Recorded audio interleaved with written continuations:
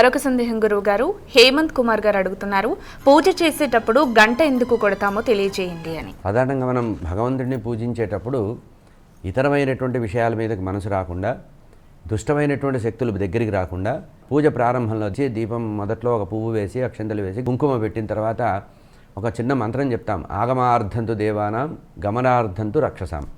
నేను చేయబోయేటువంటి భగవద్ ఆరాధనలో భగవంతుడు స్థిరంగా వచ్చి ఉండుగాక. ఆగమార్థంతు దేవానాం అంటే దేవతలు వచ్చి ఉండాలి, ఇక్కడ స్థిరంగా ఉండాలి.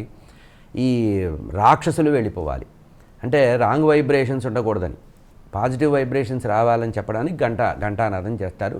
ఈ గంట ఎప్పుడు దీపం వెలిగించిన తర్వాత చేయాలి.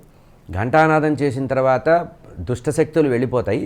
భగవంతుడికి సంబంధించినటువంటి ఆ చైతన్యం ఏదైతే వచ్చి స్థిరంగా నిలబడుతుంది కనుక దుష్టమైనటువంటి భావాలు మనలోంచి వెళ్ళిపోవాలి. మనలో ఉండే ఆశ్చర్య శక్తులు కూడా వెళ్ళిపోవాలంటే గంట కొడుతున్నారంటే దాదాపు ఇంకొక సూచన కూడా మనం లౌకికంగా ఎట్లా ఆలోచించాలంటే, అయ్యా ఇప్పుడు ఇంట్లో పూజ ప్రారంభమైంది కనుక ఎవరు కూడా పెద్దగా మాట్లాడుకోవద్దు, ఎవరు కూడా ఇళ్లలోకి ప్రత్యేకంగా ఎవరిని రానివ్వద్దు, జాగ్రత్తగా ఉండండి అని చెప్పడం హెచ్చరికగా కూడా చెప్తాము.